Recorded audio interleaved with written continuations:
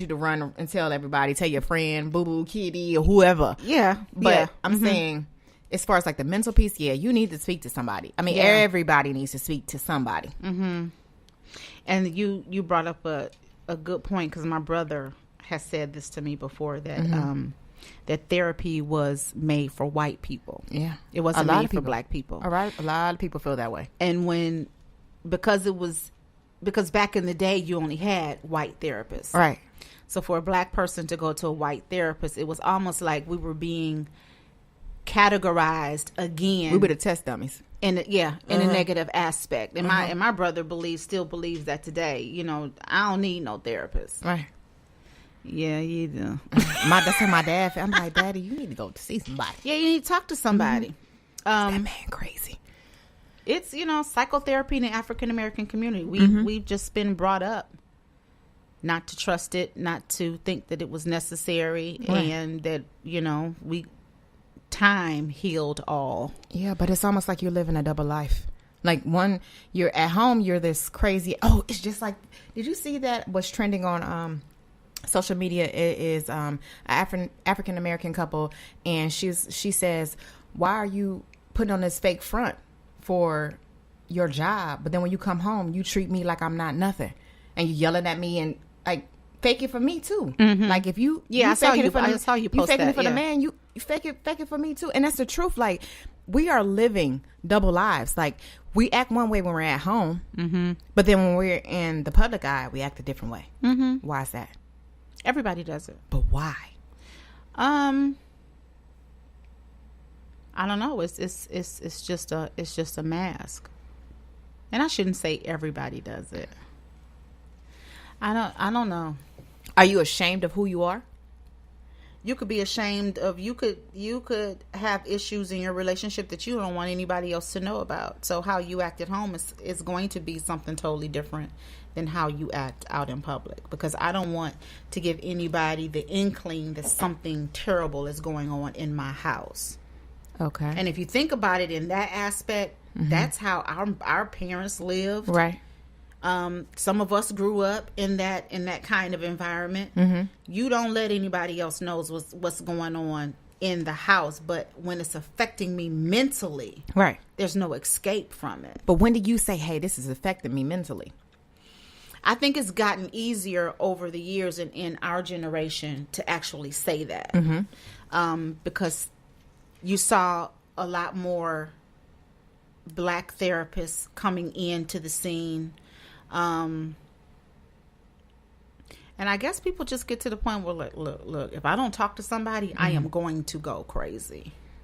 But when do you get that? Like, some people are so just blinded. Like, I need to go get help, but I'm still going to do what I'm doing. So when do you, like, how, if you see somebody that's going through something and you know that they need to go see a therapist, do you say something, or do you just let them continue to fester? It depends on how close you are to the person. If, my sisters are close friends, we've told each other, you need to talk to somebody. And you need to talk to somebody other than me, because I'm not the professional. Right. I'm not a professional. I can help you navigate through some things, but clinical things, I can't help you navigate, because people are going through a lot of issues that just talking to a girlfriend is not going to help you. It's not going to help you. Right. Because there's always a root cause to what you're going through. Right. And you need a clinical professional to help you get to the root cause of what's wrong with you. So, we tell each other, you right, need to go talk to somebody, and don't go talk to your pastor. Right. Because people, I'm going to say this, pastors should be professionals when it comes to the Bible. Right. When it comes to Christianity, religion. Right. They are not necessarily capable or equipped to help you clinically. That. Yes. That's true. And that's another issue. They might even need help themselves. Absolutely. And that's another issue that people are that I have seen. I've been in church all my life. That I have seen that people go to the pastor, right, for answers that you're not going to get from your pastor. Right. A lot of people don't go to therapy because, so many people are in their ears and they think, well, if I just pray about it, it's going to go away. Right. You need a little extra help, honey. God put them here for a reason. Right. He allowed the profession to manifest itself for a reason. Right. You can pray all day long, but perfect example. If your leg is broken, you're not going to see a brain surgeon, are you? That what? No. Okay. If your leg is broken, you're not going to pray that God heals your leg, because he gave you common sense to go to the doctor. You need to go to the doctor and go get that together. Point. I made my point. You did. So if there is something wrong with you, you can pray. Right. We're supposed to pray. Right. But you go seek help, professional help, and pray. Right. You pray and get help. Right. You can't just sit. If people who are, let's just say somebody's dealing with a life of molestation and rape in her, praying. She needs help. She needs help. She needs help. You need to pray and help. Right. And for pastors to put people in that bag, like they don't need to go to therapy, I'm all they need. Yeah. You're wrong for that. Yeah. You're wrong for that.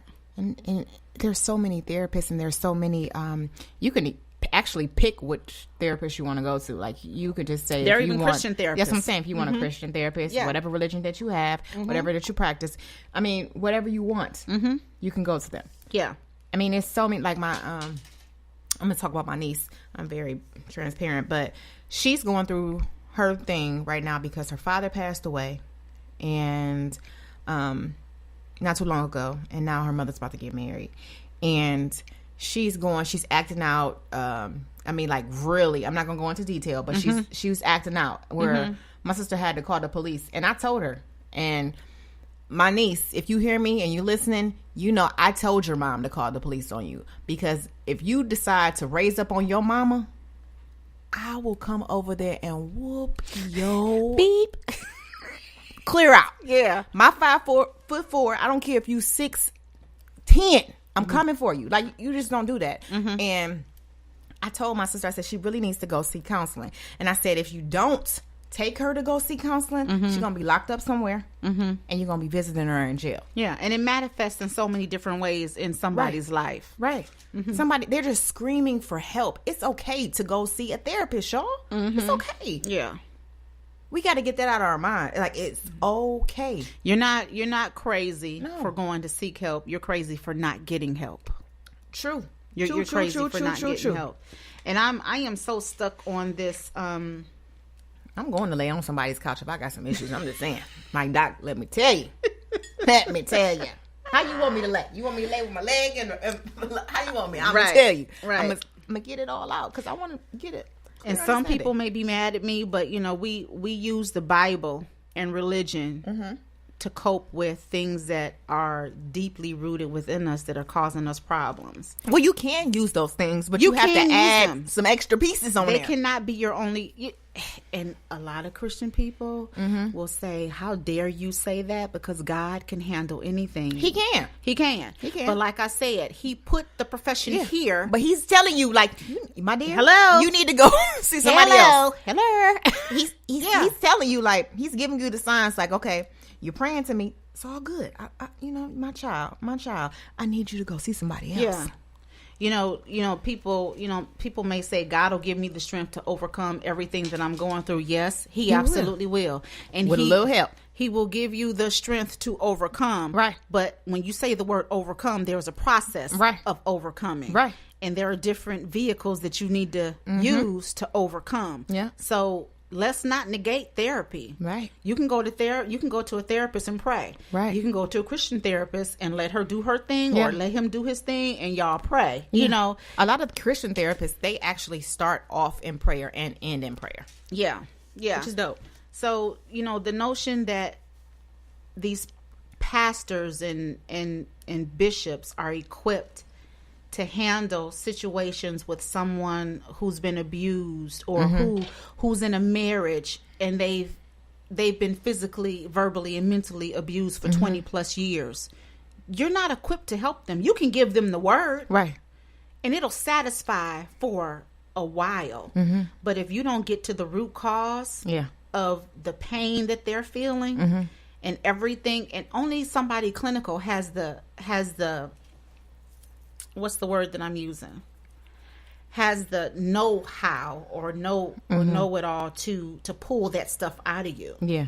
You know, the knowledge. Yeah. But that's just like when I first started out and when I was going to college, I wanted to be a psychiatrist. And I found out as I was going through everything and I'm getting ready to go through the program, they said, well, you have to psychoanalyze yourself. I said, oh, no, I'm crazy. That ain't going to work for me. You're probably going to be like, so you pulled out the program. Yeah, you need to go get some help, man.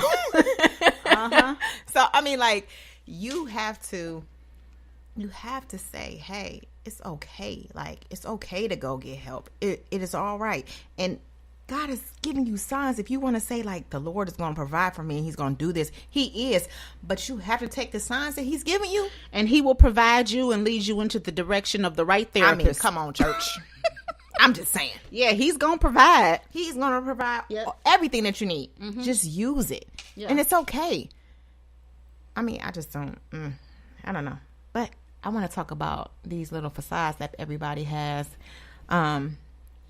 Like, going back to what we were talking about earlier about you act one way at home and then you act a way, you know, something different. Like, you might be... Everybody's wearing a mask. But why are we? Why you just can't be the same old person? A lot of people have a lot of stuff to hide. Why? Be transparent. No, that's not easy. That's not easy to say for everybody, because if I'm living in a household and my husband is going upside my head, or we're fighting each other, and there's been some infidelity, you know, the kids are going crazy, you don't want people to see that. I need you to have a Tina moment at the end of the movie when she busts him upside the head with the heel. That's what I need you to do. But you're asking why people put on facades or masks, and that's, people don't want people to see. And that's okay. But why? Like, you might need a I little don't want help. people to see my crazy. Like, if we're out at the mall, I don't want people to see my crazy. If we're out at dinner, I don't want people to see my crazy. Okay, so if we all decide to go to a therapist, then okay. But when you're in a general setting, it's a time and a place for everything. So I agree with you with that. So those are the masks. Those are the masks that we see. I agree, but I've seen, like, people act a totally different way. Like, say, for instance, I'm going to use the example as if you have the African American, the one that grew up, okay, so here in Cleveland, 30th is the projects. So I'm going to say 30th. Yeah. They grew up on 30th. So I'm gangsta boom, boom, boom, boom. Central Heights. Yes. But then when I go to my place of work, I'm like, hi, it's me, Becky. But back when I get home, I'm Booski. You understand what I'm saying? Like, so why just be you? Be you so people can love you genuinely. Like, that is who you are. That's my makeup. I know how to turn it off, turn it on, whatever, but this is my makeup. This is where I'm from. People are ashamed of where they're from, that they don't never mention where you're from. Yeah. Like, I grew up, I never got to experience the life of living in the hood, because that's how my dad was. He's had me in the suburbs all my life. But I used to always want to go in the hood. And I used to want to go to my aunt's house that lived in the projects. And like, oh, yes, I want to go over there. I want to go. That's where I want to go. And my dad was like, no, that's not where you want to go. And at that time, I didn't understand. I just thought my dad hated, you know, that aspect of where my aunt lives or whatever have you. But it was just like he was showing me, like, even though you came from here, you don't have to, like, act like that. So, like, I still was allowed to go over there and hang out or whatever. But my cousins used to call me Sedity, like I was the stuck-up suburban girl. But it's not. It's, like, just because I was raised there. And I don't really know how to do that. But, honestly, I do, because I can get gangsta like the next one. Yeah. I really can. But it's a time and a place for everything. So I know when to do it. I know how to click that switch and be like, yeah, you about to see another side of me. You really don't want to see that side. But I can get there. But then I can also be the business lady that you need me to be. So that facade, I can see that. But I can't see the person who is just not telling you, like, exactly where you're from. Like, if you're from a certain spot, okay, I need you to speak up, because there might be somebody else from that spot that's just scared to say something about that. But I don't think people are always ashamed of where they came from. It's just that You think it won't be accepted? It's behind them. and they identify with where they are at that point. But where you came from can help another person.